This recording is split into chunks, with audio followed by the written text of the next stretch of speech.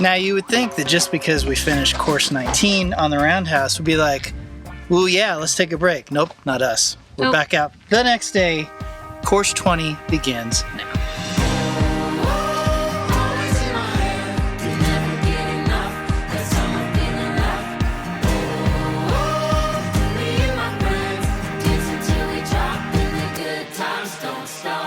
All right, got to mark it. 6. What is today? 16. No, I can't write. Oh my gosh. 25. All right. It only took us a whole month to do course 19. Hold on, I gotta look at something. Yeah, that took a long time. It took a really long time.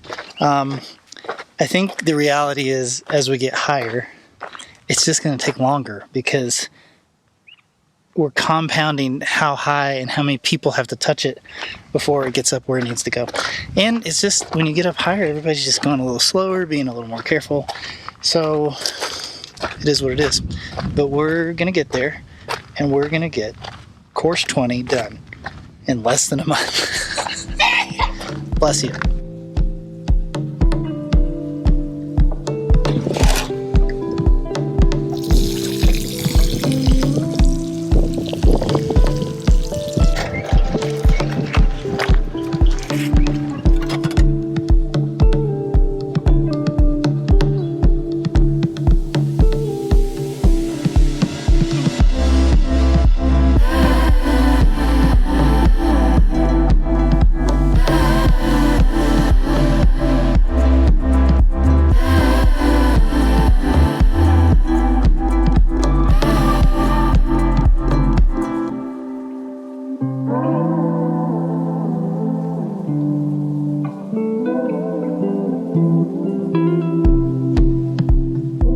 So this wall is different and special because you'll notice we have this huge circle here, which means we've been breaking this section of the wall from this intersection all the way over to the end, which is pretty far, and we've been doing it for a large chunk of this wall.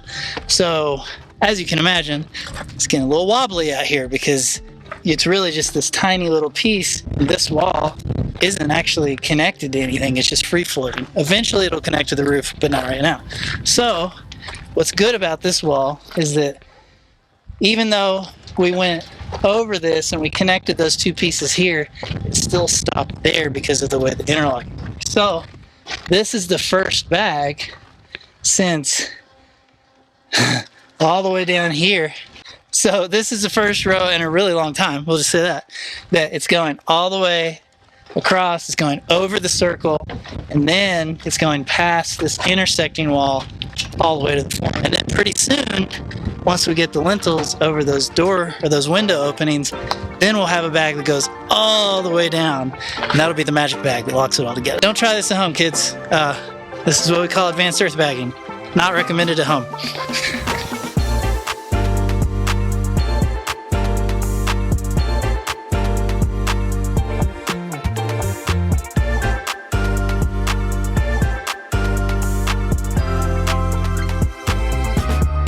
Future Ashley here. I'm editing this video and I'm seeing how tired I look.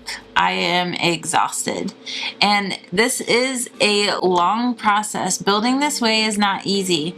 We are physically exhausted. We are mentally, emotionally drained.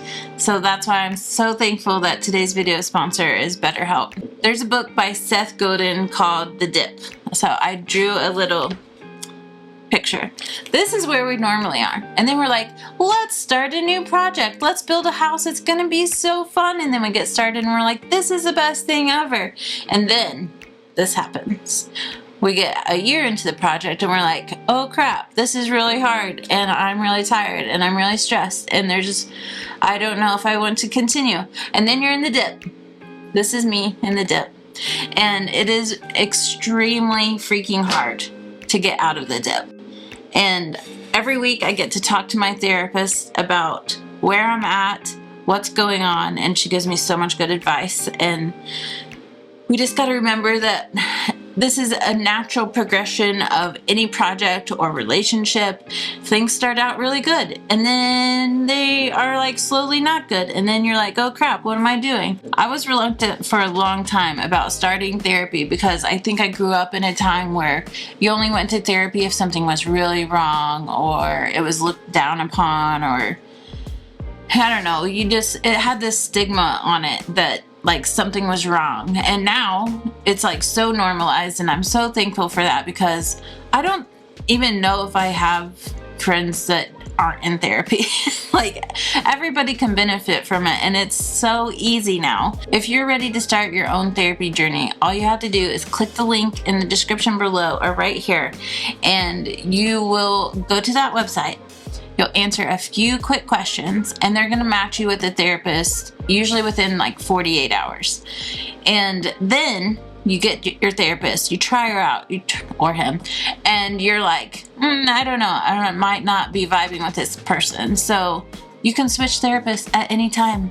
No additional cost. It's so easy. And you can do it on the computer, you can do it on the phone, you can do a video chat. There's so many options, and it's easy to do whether you're off grid, in the city, on a road trip. Like, I mean, we can do this anywhere. Yesterday, I had my therapy session at the water station in town because I was getting water, and I just pulled over and talked to her for like 45 minutes. So if you are in a dip like we are, you can go to betterhelp.com/tinyshinyhome, and they're gonna give you 10% off your first month. Don't wait. Don't go through the dip alone. We're going to crawl out of this together, and it's going to be really great on the other side. It's just going to take a little bit of time to get there, but we're going to get there. Jax, are you nervous up there? Not right here, no. I need half a scoop. So I got like 2/3 of a scoop. I'm going to lift it and you tamp it. What? Smack tamp. Wait, hold on. I'm gonna grab my clothes. I would not like to damage your hands. How are you going to damage your hand? Slapping From dirt? Hitting a piece of dirt? I'll tell you what, if they can do this without me, Yeah. this is game changer. We can do it, we just haven't. Yeah. Ready? Yeah.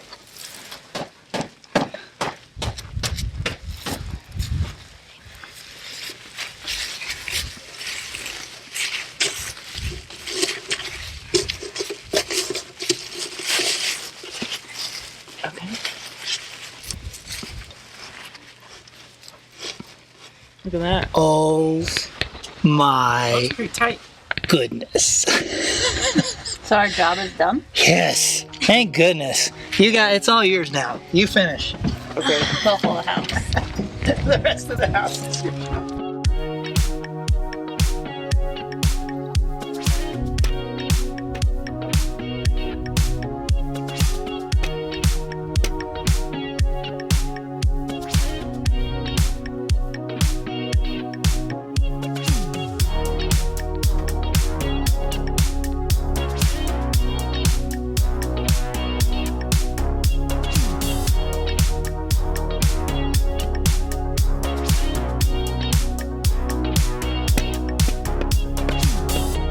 Hey, welcome to day 2 of course 20.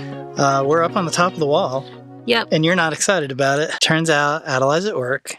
Our bag layer is at work. Yep. I haven't laid bag in 6 or 8 months, but also I have to like start it and help end it. So like it's going to be a little I have to complicated. get on top. So you're going to have to do some of it. I don't like it. My knees are already shaking. This isn't good. And I'm just sitting. Everything's going to be fine. We have scaffolding on both sides of the wall. Mm-hmm. So if you need to step down, you just step down on the scaffolding. And then promptly fall off. Nope. You'll just lay down on the platform. And then roll off. Why would you do that? I don't know. It's scary. Yeah. Anyway, so that is what we're doing today. We're just gonna do little bits. Yeah. We're down a person, so we got to figure out A new rhythm. our rhythm. Yep. New rhythm, and this is where the song starts with a new rhythm.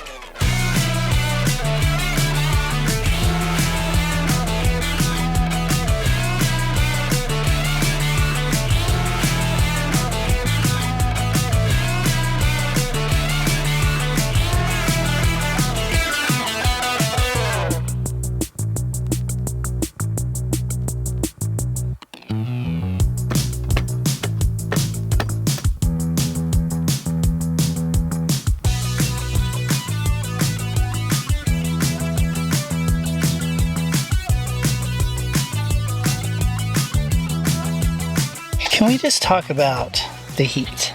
Yeah. We've had a few people yell at us recently about, you didn't tell us it was so hot.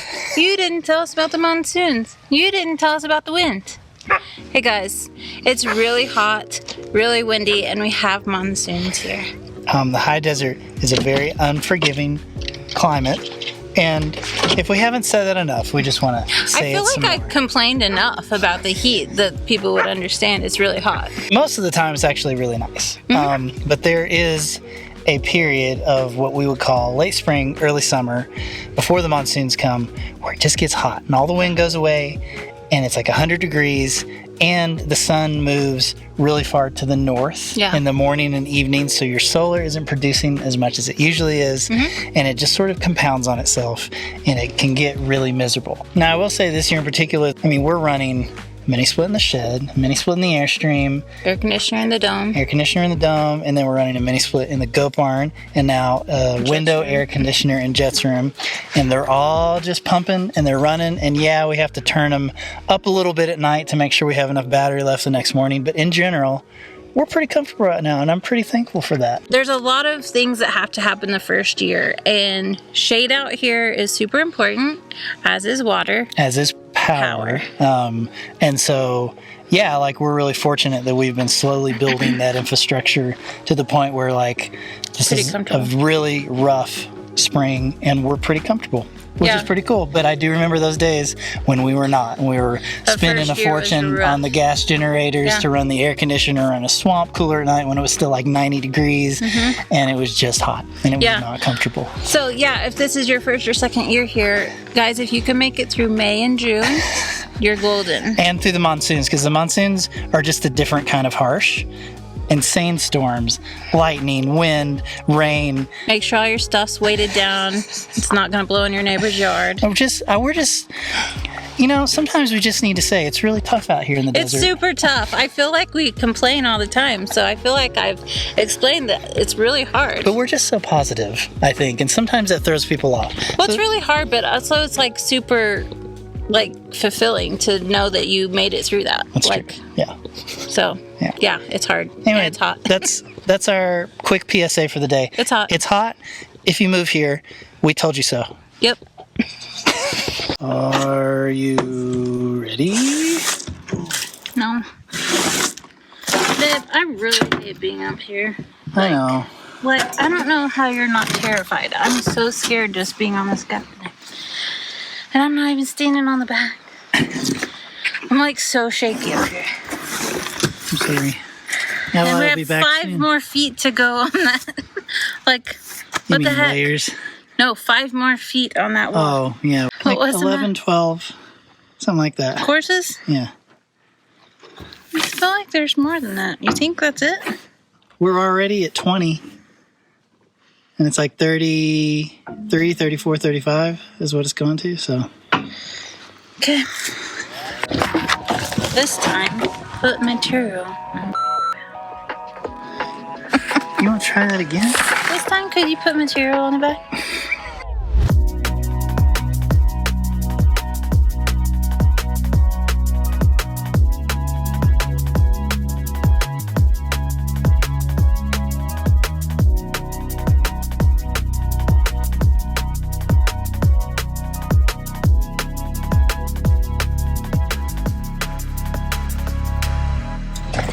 Adeline's back. She's come to save us. Fix my crappy bag. It's a little It's okay, but it's not great. not very full. Yeah, it's not as Not full like as it should Adeline's. be. Alright, ready?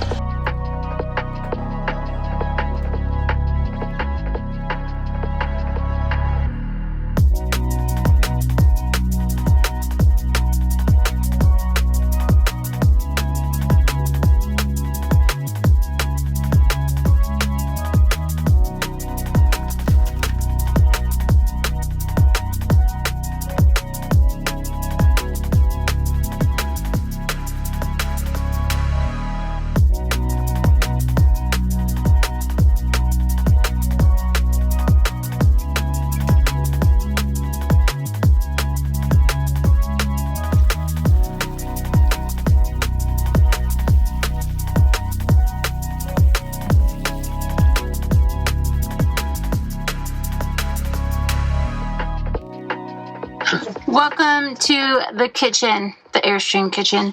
Guys, it's been a while since you've been here.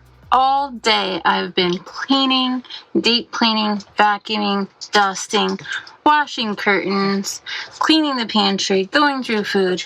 It's been a lot. And it's 100 degrees and almost 6 o'clock at night. And we are not working on the house today because we have had enough. It was 103 today, so we said nope. So instead, you're going to make homemade goat milk ice cream with me. It's only 3 ingredients, 3 cups of goat milk, and 3/4 cup of cane sugar, and 2 teaspoons of vanilla. And we're going to put some stuff in it at the end when it's almost done mixing. So come along, let's make some ice cream.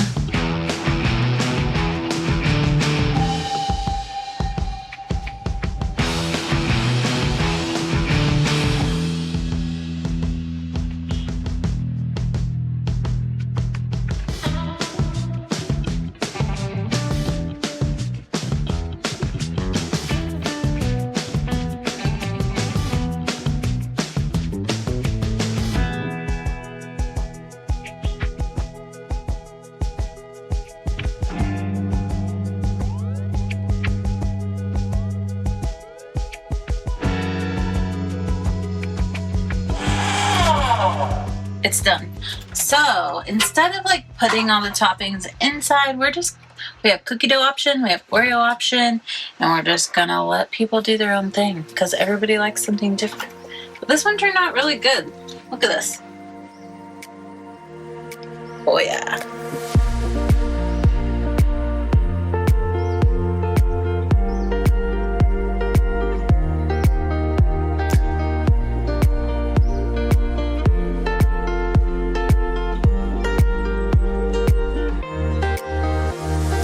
So while Ashley has been cleaning the Airstream all day and making delicious goat milk ice cream, I have been at our friend Tom's place trying to figure out our Dolly Bucket. Now you may remember a long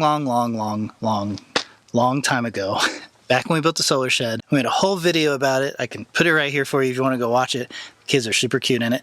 And we took this hand cart, we flipped the wheels around, and when we took our bucket where we cut it and put 2 buckets together and put brackets on it and hung it on there so that it could just sit there, we could fill it and move it and fill it and move it without somebody actually sitting there and holding it the whole time. When we got to the house, we had all these great ideas about how we were going to improve it and make it better, and we rebuilt it, and I think there's a video here, and then maybe we rebuilt it again, and somehow we just kept making it worse and not better. I don't know what sort of magic sauce we settled on with that first version. We can never replicate it again. So if you look back at our early house videos, you'll see us using it here and there. We were having a lot of trouble with it. It kept ripping bags. It kept kind of going wonky and laying the bags like not straight and very crooked and weird. And we were fighting with it so much we just kind of stopped using it and we just started holding it. And this especially made more sense as we put our door and window forms in, and all of our sort of runs became much shorter because a dolly system doesn't really work if you're having to constantly take it on and off because you're stopping and starting bags all the time. It's really great for long runs. So we've been able to sort of ignore the Dolly Bucket for a while, but as you can see in the roundhouse, we're getting really high. We're getting close to the tops of all those door and window forms. And we've mentioned this a few times, but the biggest thing that is sort of compounding our progress on the house is, number one, the height. We're just at a height where we just need more hands and there's more sort of transferring of material from mixer to wheelbarrow to scoop to scaffolding and then all the way up onto the wall.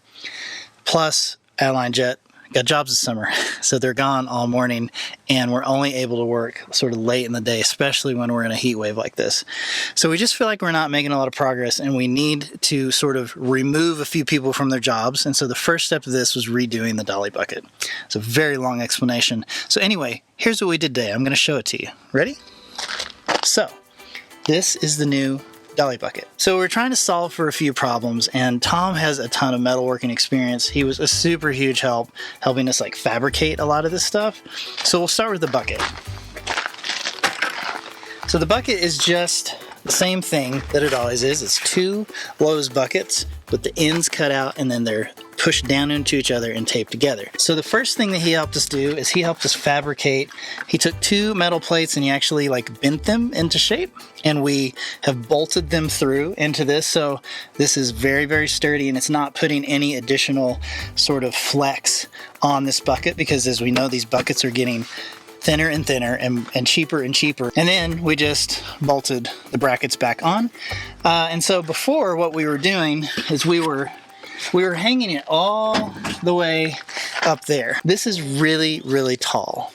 And if you're looking at this, you can see that by the time the bag would come all the way down here and hit the ground, that's a lot of weight, and it's a lot of pressure that gets put on this. And so this whole thing would get like ratcheted sort of back down, and it would start to put all this stress here and it would start to break. And then the other problem was that we had this thing, but it went all the way like up to here. And so what would happen is the bag was sliding down over this bucket as it released, it was getting caught on the wood and it was ripping. So here's what we've done. We've sort of rethought how we do this. The bracket still works the same, but we're moving it down to here. This way, the only part of the bag that comes out is going to come right here. It's going to land really close to this. And so what was happening before, it was almost like the tail was wagging the dog. Like there was so much weight because it was up high. There was so much weight in the bucket and then here, and then it was coming down here, and it was like as we pulled it out, it just wanted to like start weaving like a snake because there was just so much weight up here instead of the weight being centered down here like it should be. So that was the first idea. It's got to be lower. Second, we needed to make sure that this bag could continue to slide out evenly. So the second part of the story, shout out to Bear from our hyperadobe workshop in November. He's like, hey, you should go to Harbor Freight and buy these, hold on, adjustable roller stand with edge guides, because the edge guide is like the perfect size for this bucket. So it's a little roller. Now, Tom did help us modify it. We chopped a bunch of stuff off. We mounted a new piece of metal here and then mounted this to it. We got it as low as we could so that it keeps the bucket from having all this like tension that was happening right here that was causing it to fail. And also it makes sure that it rolls. It's a smooth surface, so as the bag releases, it's not gonna get snagged on anything. Then the last part was rethinking this whole situation down here. So now we've started it much lower so that as this bag comes out, there's no way it's going to get caught on this at all. It should just slide really evenly right down onto the ground, and it should be perfect. Now, will it be perfect? I don't know. It is way too hot today and nobody wants to work, so we are going to find this out in the next video. And I cannot wait to see if it works, because if it does, that's going to move us into another phase for removing another job with a different piece of equipment that we're looking at, which we can't wait to share with you. Yeah, so that's it, friends. I'm going to go not be in the 100-degree heat. We'll see you next time.